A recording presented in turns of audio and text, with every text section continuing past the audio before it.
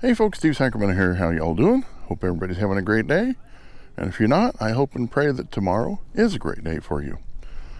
Well, I'm back in front of the camera again. I've been doing some drone videos lately and not being in front of the camera, but I'm back now.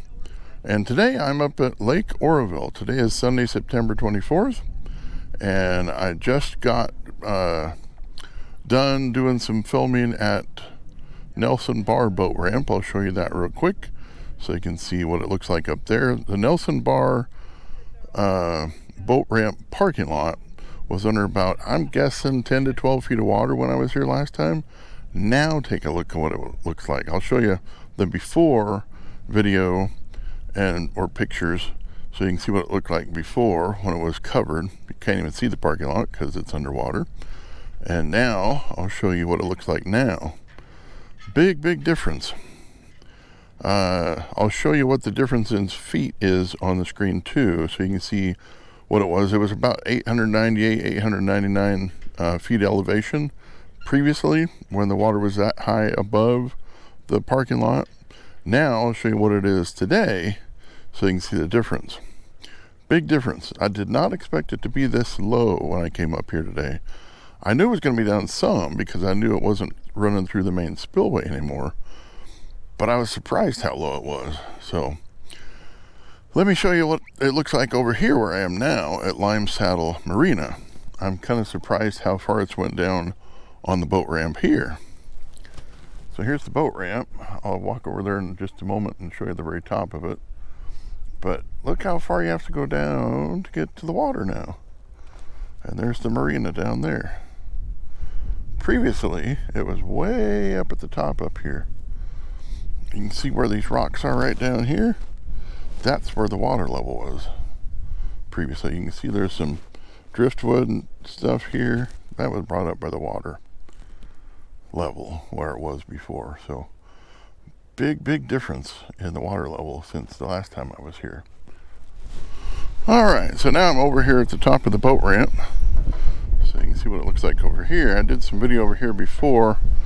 I'll see if I can find that and kind of split it off here so you can see what it looked like previously, where the water level was. I think it was about where that yellow canister is. It says 3 spill kit. Right over there. Maybe a little bit lower, but it was right up here. Now it's down there. I'd say about half of the boat ramp is still underwater, maybe. It goes down there quite a ways. Let me show you over here though. Look at these jagged rocks. I remember these were not showing before. They were under the water. Well, you can see how high it was by the driftwood that's here. Yeah. See the line of driftwood there?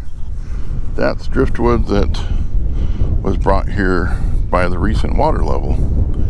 It was probably within 6, 8, 10 feet of the top of this little driveway here. And all those rocks were underwater for sure. Yep, there's a deep valley here. Someone fishing down there. But yep, all that was underwater. Those houseboats were up a lot higher than they are now. Yep. Alright, so now I'm going to go over to the main dam, the Oroville Dam, and drive across it and show you what it looks like over there. We'll see how much of that little road on the back side of the dam that goes over to the main spillway dam is out of the water right now. I'll be back.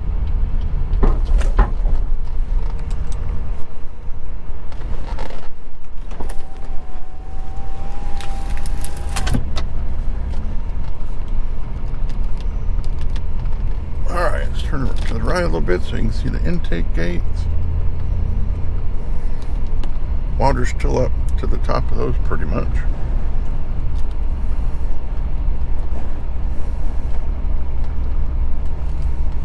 Kind of hazy. Kind of looks like there might be some smoke in the air. Definitely some moisture in the air. It's definitely humid.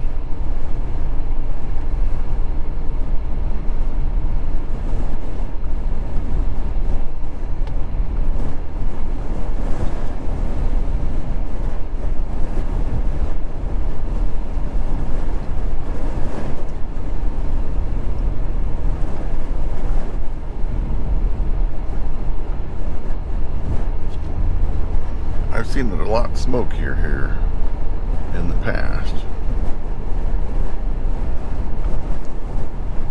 when there was a lot of close wildfires around.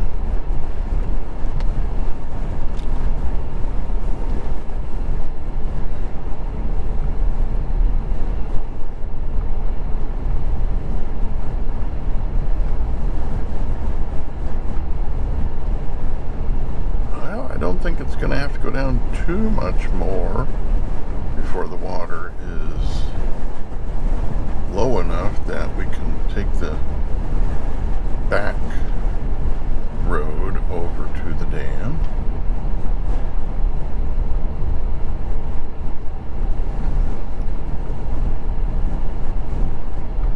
And then they'll block off the road to the left here.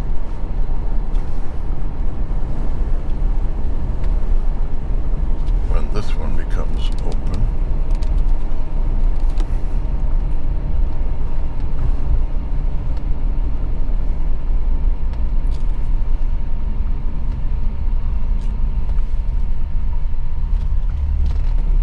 All right, I'm going to get parked. So you can see here that there is water still at the back of the main spillway, but there's very little going through it, if any. A little bit on the west side, I think, but not much. And there's a considerable amount of the back road still under the water.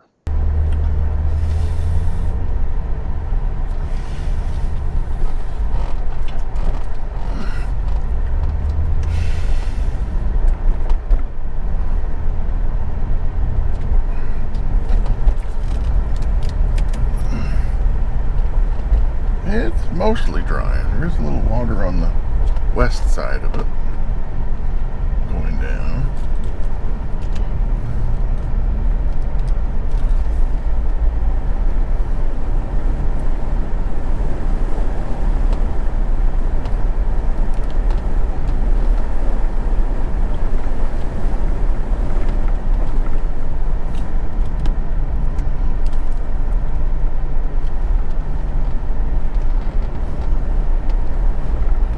Much wetness on the emergency spillway here.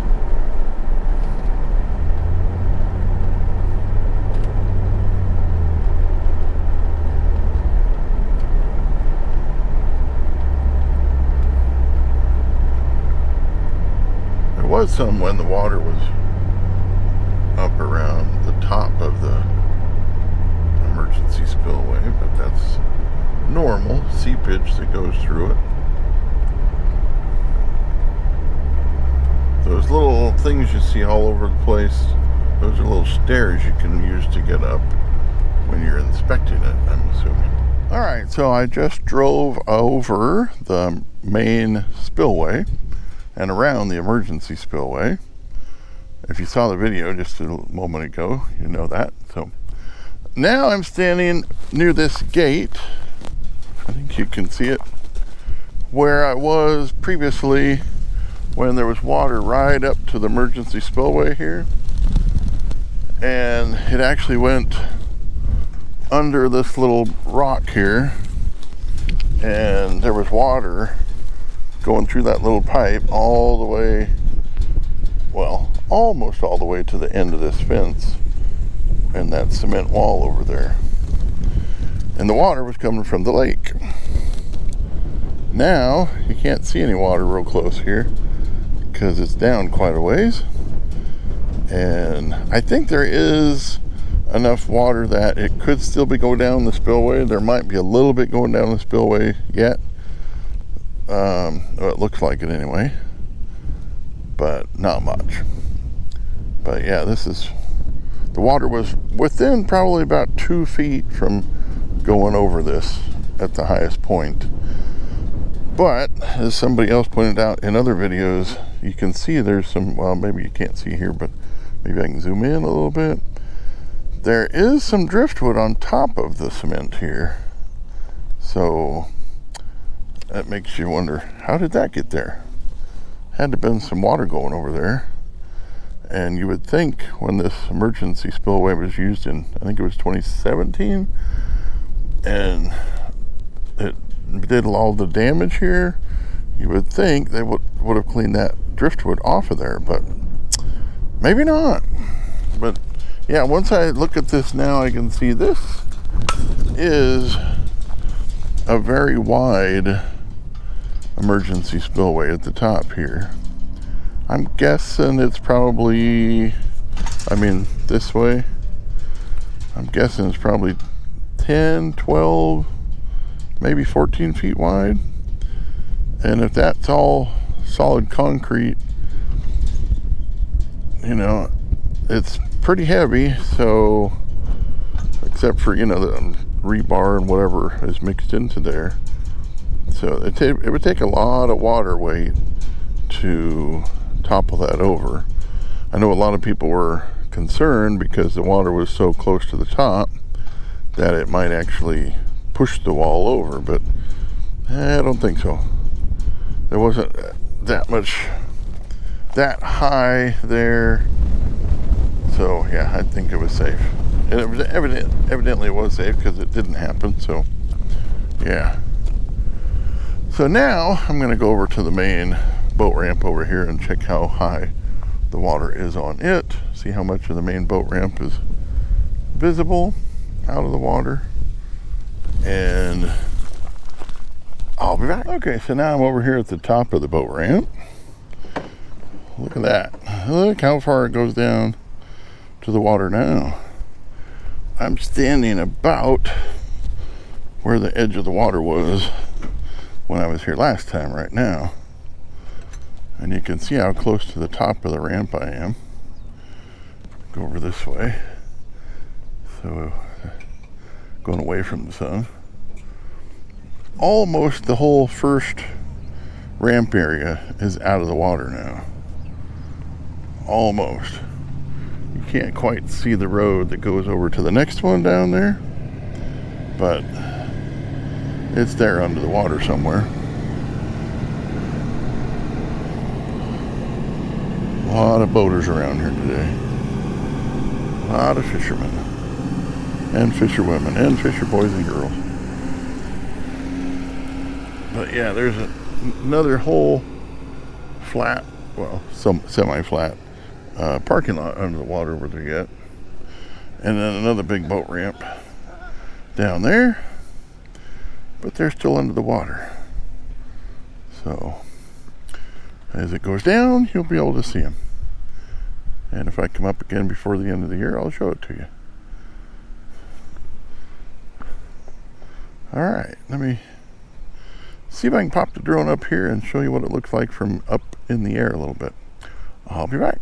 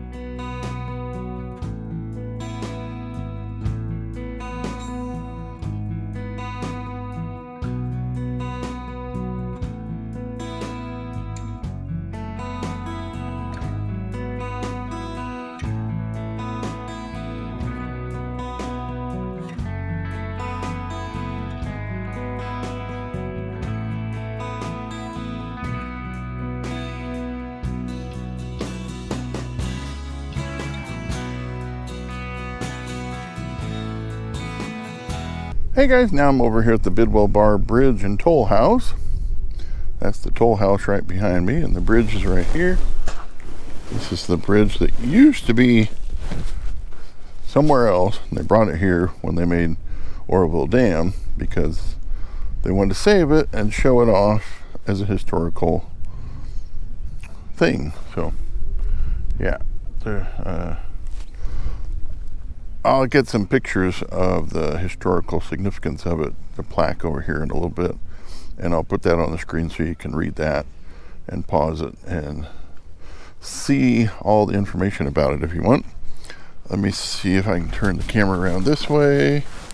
Yeah, so when I was here a few months ago, maybe a couple months ago, I'll have to see what date it was and put it on the screen for you.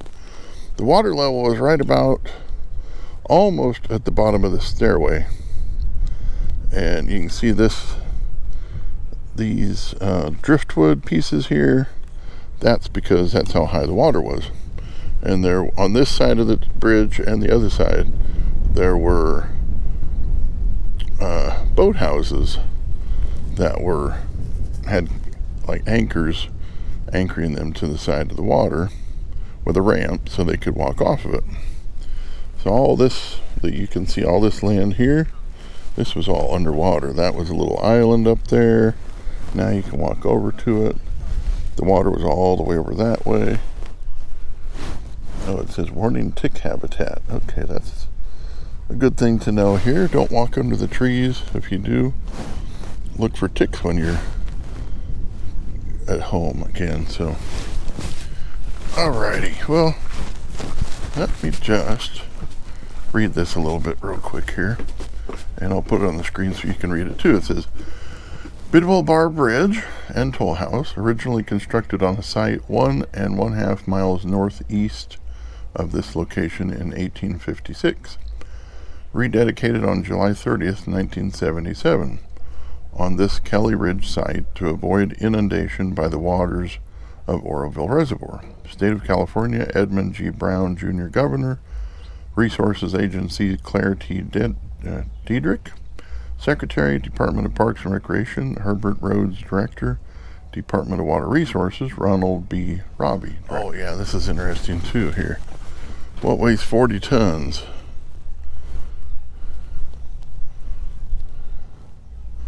Tells all about the bridge construction and what it can hold and whatnot. 40 tons or 80,000 pounds is what it could carry at one time. Alright, so here's the bridge. It's longer than I thought.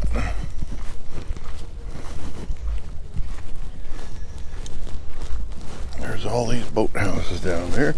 There's the marina. See if I can zoom in on that a little bit and show it to you a little closer.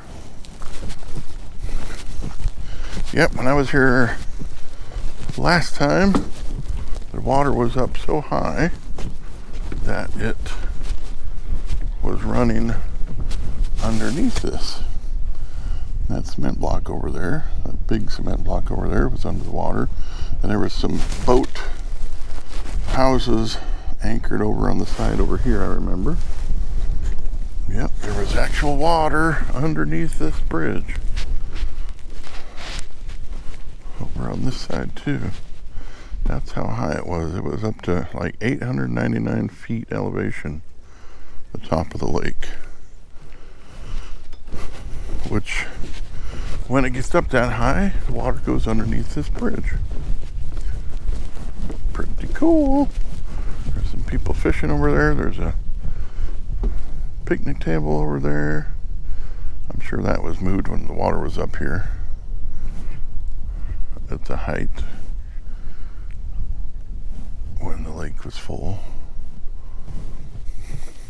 Lots of houseboats. Hundreds of them. Maybe you have one over here. Or over here. If you own one of these boats, let me know in the comments down below, please. I would like to know. I'd like to do a tour of your boat. Maybe you have one up at Lime Saddle Marina area. Man, look at all the boats. Wonder how much they cost. Look at all the boats in the marina there. A lot of boats. This is just one lake in the United States, in California. Alright, well, oops. There. The sun needs to be at your back, not mine. So, well, I hope this isn't too windy. It is windy. I wasn't going to put the drone up because it was still and no wind. And I didn't want to disrupt everybody's Sunday afternoon that's here. But since it's gotten windy, I think I'm going to put the drone up because with the wind like this, it's not going to disrupt anybody's Sunday afternoon.